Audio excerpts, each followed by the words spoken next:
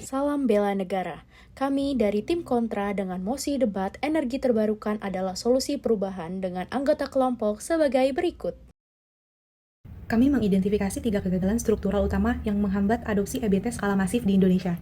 Pertama, hambatan infrastruktur dan geografis. Sistem kelistrikan kita terfragmentasi, dan ini menghambat integrasi masif.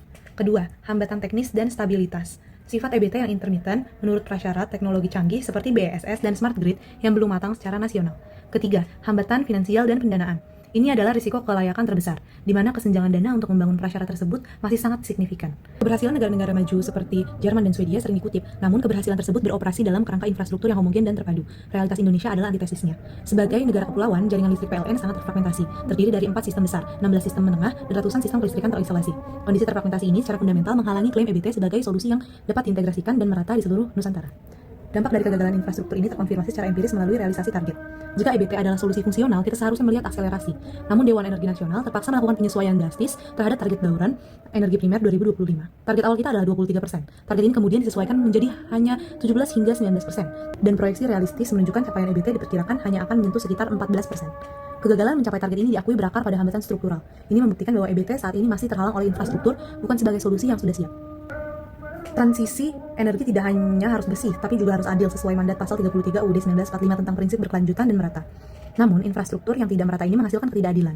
Pengembangan EBT hanya efektif diterapkan di Jawa dan Bali yang memiliki jaringan yang lebih baik. Konsekuensinya, ratusan wilayah terisolasi di luar Jawa tetap bergantung pada PLTD yang kotor. Ini adalah kegagalan struktural untuk memenuhi prinsip keadilan energi.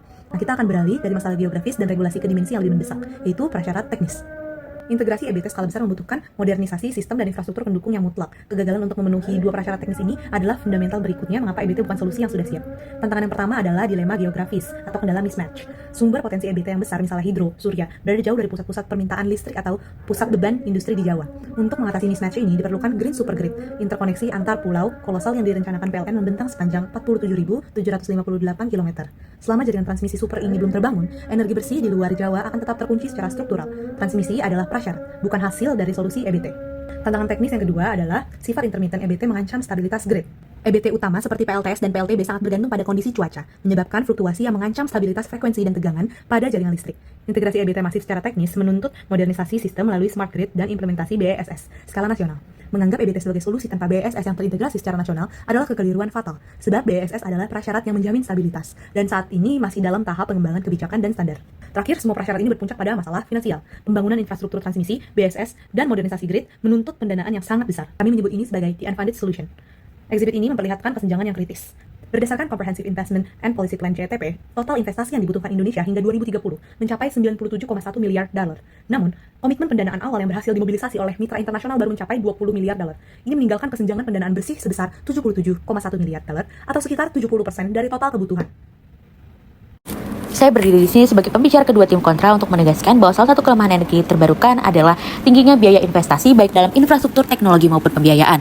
Kami tidak menolak energi hijau, namun menekankan bahwa transisi menuju energi terbarukan harus mempertimbangkan realitas ekonomi dan juga keadilan sosial. Biaya besar ini menjadi hambatan utama bagi negara berkembang seperti Indonesia dalam mewujudkan transisi yang adil dan juga berkelanjutan.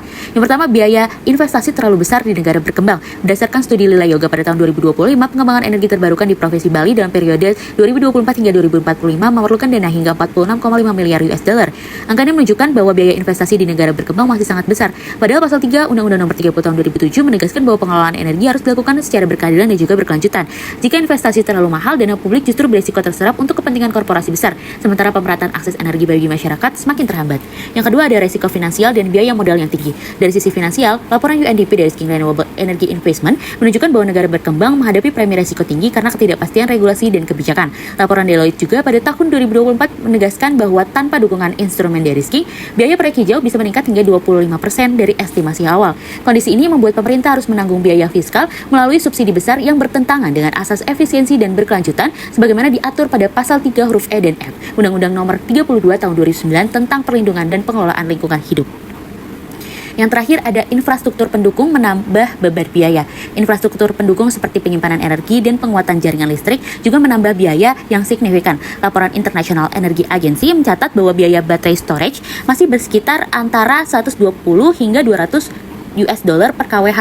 Contohnya dapat dilihat pada proyek PLTS Terapung Citara di Jawa Barat yang membutuhkan investasi sebesar 129 juta US dollar untuk kapasitas 145 MWP yang lebih mahal dibandingkan PLTU batubara yang rata-rata hanya di bawah 700.000 US dollar per MW. Hal ini membuktikan bahwa meskipun ramah lingkungan, proyek energi terbarukan masih belum kompetitif secara ekonomi tanpa dukungan besar dari pemerintah. Dari perspektif hukum internasional, prinsip ke-7 Deklarasi Rio pada tahun 1992 mewajibkan negara maju membantu negara berkembang dalam pendanaan dan juga transfer teknologi. Namun kenyataannya negara berkembang seperti Indonesia masih bergantung pada pinjaman berbunga tinggi. Karena itu, meski energi terbarukan penting, biaya investasinya yang besar tetap menjadi penghalang utama bagi transisi yang adil dan juga berkelanjutan. Selanjutnya adalah dampak nyata dan keterbatasan energi terbarukan. Energi terbarukan sering dianggap sebagai solusi utama dalam menghadapi perubahan iklim. Namun, penerapannya di lapangan masih menyimpan banyak tantangan. Salah satu masalah utamanya adalah dampak lingkungan yang ditimbulkan dari rantai pasok energi ini. Misalnya, penambangan mineral langka seperti litium, kobalt, dan nikel yang justru diperlukan untuk membuat baterai energi justru menimbulkan kerusakan ekologis yang baru. Proses penambangan di wilayah seperti Salar de Atacama di Chile telah menyebabkan pengurasan air dalam jumlah besar dan mengancam ketersediaan air bersih bagi masyarakat lokal serta ekosistem sekitar. Selain itu, penerapan bioenergi juga belum sepenuhnya ramah lingkungan. Program biodiesel B35 yang berbasis minyak kelapa sawit memang bertujuan untuk mengurangi ketergantungan terhadap bahan bakar fosil, tetapi pada kenyataannya menimbulkan deforestasi, pelepasan karbon dari lahan gambut, serta ancaman terhadap biodiversitas. Bahkan, menurut penelitian, emisi yang dihasilkan dari biodiesel berbasis sawit ini bisa mencapai 3 kali lipat lebih tinggi daripada solar fosil. Berdasarkan fakta tersebut, dapat dipahami bahwa transisi menuju energi terbarukan masih berisiko memindahkan kerusakan lingkungan dari satu bentuk ke bentuk yang lainnya dan belum sepenuhnya sejalan dengan prinsip pembangunan berkelanjutan. Selanjutnya adalah teknologi yang belum matang dan risiko masa depan. Selain dampak lingkungannya, energi terbarukan juga memiliki keterbatasan dari sisi teknologi. Salah satu tantangan terbesar adalah sistem penyimpanan energi. Meskipun harga baterai lithium ion turun drastis 80 hingga 90% dalam beberapa tahun terakhir, penurunan ini sebagian besar terjadi pada baterai kendaraan listrik, bukan pada sistem penyimpanan energi skala besar atau grid storage yang dibutuhkan untuk menjaga kestabilan jaringan listrik. Menurut analisis Bloomberg NEF, biaya penyimpanan energi dalam skala besar masih jauh lebih mahal daripada pembangkitan energi itu sendiri. Teknologi baru seperti solid state battery dan flow battery memang sedang dikembangkan, tetapi belum siap untuk digunakan secara massal sebelum tahun 2030. Hal ini menunjukkan bahwa sistem energi terbarukan saat ini masih bergantung pada inovasi yang belum sepenuhnya matang. Di sisi lain, masalah limbah juga menjadi perhatian serius. Tingkat daur ulang baterai lithium ion secara global masih sangat rendah, kurang dari 5%, sementara infrastruktur pengelolaan limbah elektronik di Indonesia belum memadai. Akibatnya, transisi energi berpotensi menciptakan masalah baru berupa limbah beracun dan tumpukan e-waste. Oleh karena itu, pengembangan energi terbarukan perlu dilakukan secara hati-hati dengan memperhatikan aspek keberlanjutan teknologi, keadilan sosial, serta pengelolaan siklus produk, agar tidak menimbulkan krisis baru di masa yang akan mendatang. Keadilan ekonomi, transisi yang terlalu cepat dan tanpa perencanaan yang matang akan menciptakan ketimpangan struktural baru di Indonesia. Yang pertama, transisi ini adalah krisis tenaga kerjaan. Bahwasanya, Menteri ESDM Bapak Bahlil mengklaim pembangunan PLTP telah membuka 900.000 lapangan pekerjaan dan menyumbang 16 triliun ke negara. Kami akui potensi angka-angka tersebut di sektor EBT. Tetapi, mari kita lihat korbannya. Data spesifik menunjukkan sektor pertambangan termasuk batu bara menyerap lebih dari 300.000 pekerja langsung. Dengan rencana pensiun dini 13 PLTU sebelum 2030. Ratusan ribu pekerja langsung menatap jurang PHK. Angka 900.000 pekerjaan yang dijanjikan di masa depan itu tidak sebanding dengan resiko destabilisasi kehidupan hampir 300.000 pekerja yang mata pencariannya terancam hari ini. Jika pemerintah tidak segera melibatkan para pekerja energi fosil ini, maka transisi hanya akan menambah kerentanan mereka dan menjerumuskan mereka ke dalam kelompok prekariat. Kadang bekerja, kadang tidak. Apakah layak mengorbankan ratusan ribu pekerja yang sudah ada demi potensi pekerjaan yang baru? Kedua, transisi ini adalah gagal bayar investasi EBT tahunan. Bahwasanya Menteri SDM baru saja merilis data bahwa investasi kumulatif panas bumi dalam 10 tahun terakhir mencapai 8,7 miliar US dollar. Ini terdengar besar, namun mari kita kontekstualisasikan. Kebutuhan investasi IBT di Indonesia saat ini adalah 20 hingga 25 miliar US dollar per tahun. Artinya, klaim investasi selama 10 tahun hanya memenuhi kurang dari setengah dari kebutuhan kita hanya dalam 1 tahun.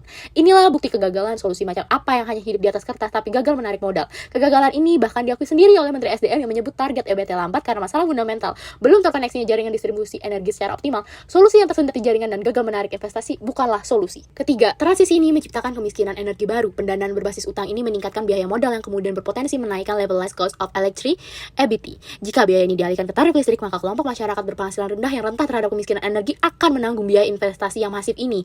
Bahwa transisi EBT yang dikejar dengan terburu-buru di Indonesia saat ini bukanlah solusi. Karena ini adalah problem shifting dari polusi karbon menjadi utang secara finansial, PHK secara sosial, dan sampah B3 secara ekologi. Solusi sejati haruslah bertahap, inklusif, dan berkeadilan.